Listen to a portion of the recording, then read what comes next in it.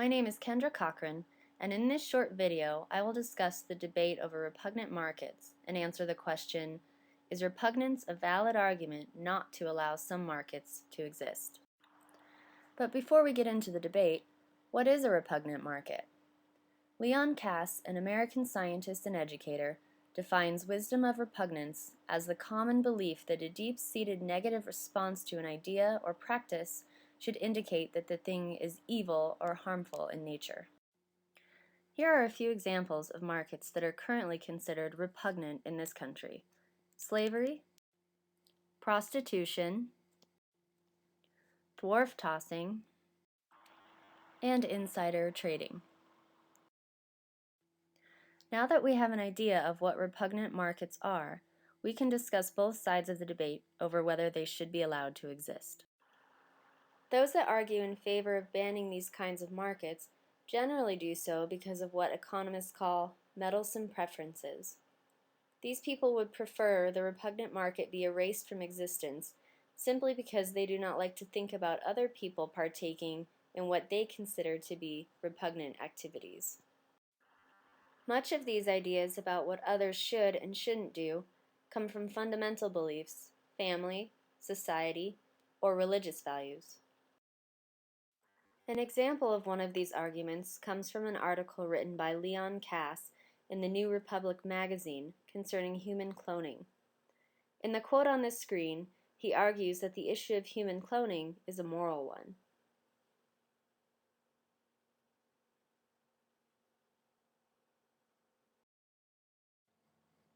Others are concerned with the monetary value assigned to these repugnant ideas or practices.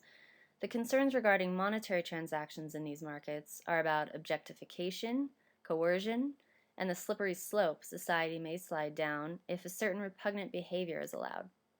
For example, many believe that babies should never be sold for money because human life is priceless. Now that we've discussed one side of the issue, let's discuss the other: the arguments against banning repugnant markets. Nobel Prize-winning economist Alvin Roth wrote an academic paper that takes one of these standpoints. He states that the attitudes about the repugnance of certain transactions can shape the entire market of that transaction.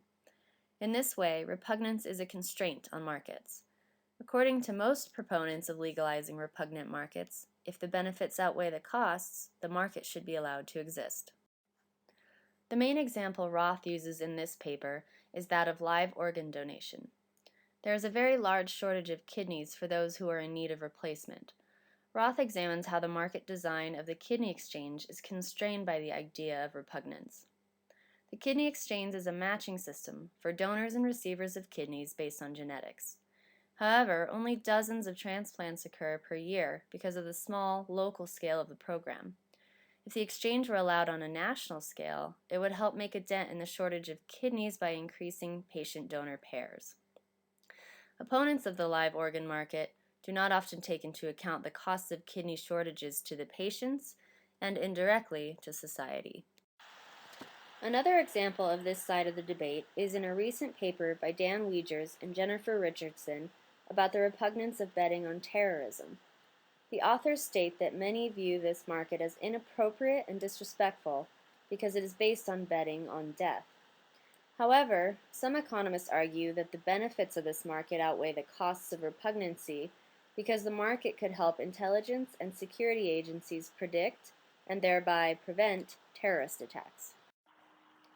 To summarize the debate over repugnant markets, those who argue against their existence generally do so on the basis of preferences, values, or morality, whereas those on the other side of the issue tend to take a more practical economic stance, arguing that repugnant markets should be allowed to exist as long as the benefits outweigh the costs to society.